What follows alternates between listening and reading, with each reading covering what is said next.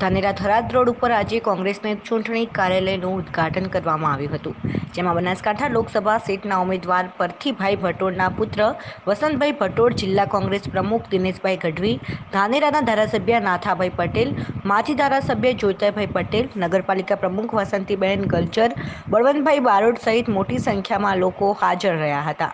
ત્યારે કોંગ્રેસના આગેવાનોએ પરથીભાઈને જીતાડવા માટે હાકલ કરી હતી। ધાનેરાના નગરપાલિકા પૂર્વ ઉપપ્રમુખ ઈસાજી પીરાજી રાજપૂત અને 100 જેટલા ભાજપના કાર્યકર્તાઓ કોંગ્રેસમાં જોડાતા ભાજપમાં રાજકીય ભૂકંપ સર્જાયો હતો। ત્યારે બંને પક્ષો ચૂંટણી જીતવા માટે એડીથી ચોટીનું જોર લગાવી રહ્યા છે, પરંતુ કોણ જીતે છે અને કોણ હારે છે તે તો સમય જ બતાવશે।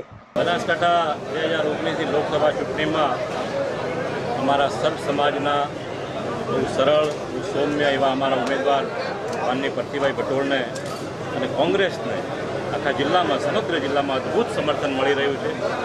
આજે આપ જોઈ શકો છો, અમારી ધાનેરા ખાતે આ ચૂંટણીની મધ્યસ્થ કાર્યાલયનું ઉદ્ઘાટન હતું અને એક અમારી વાર્તાલાપ, એક ચર્ચાનો પણ અહીંયા પ્રસંગ યોજાયો। ખૂબ વિશાળ મેદનીમાં લોકો અહીંયા આવ્યા। અમારા તાલુકા, શહેર સમિતિના, જિલ્લા સમિતિના સૌ કાર્યકરો અને સૌ આગેવાનો અત્યારે રાત દિવસ કરીને કોંગ્રેસને વિજય બનાવવા માટે લાગી ગયા। કોંગ્રેસના શું મુદ્દા રહેશે મત માંગવા માટે? મુદ્દાઓની તો આખી હારમાળા છે। ભારતીય જનતા પાર્ટીના શાસનથી ત્રસ્ત થયેલી ગુજરાતની, બનાસકાંઠાની, દેશની જનતા આજે પોકાર કરી રહી છે કે આ ક્યારે સરકાર બદલાય અને ક્યારે કોંગ્રેસનું ફરી શાસન આવે। આજે ખેડૂતો ત્રસ્ત છે, ખેડૂતો દેવામાં ગળાટૂટ છે। આ સરકાર તરફથી કોઈ યોજનાઓ નથી, કોઈ સિંચાઈ માટેની કોઈ યોજનાની કોઈ એમની દિલદૃષ્ટિ। યુવાનો આજે બેરોજગારી તરફ ધકેલાઈ રહ્યા છે। અનેક યુવાનો આત્મહત્યાની કગાર ઉપર ઊભા રહેલા છે।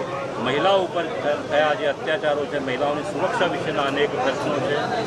વેપારીઓ, નાના મોટા વેપારીઓ, નાના રોજગાર કરતા તમામને ખૂબ અગવડો પડી રહી છે અને એટલે જે ચાહે છે કે કેન્દ્રમાં એવી સરકાર આવે કે ભારત દેશમાં અને ગુજરાત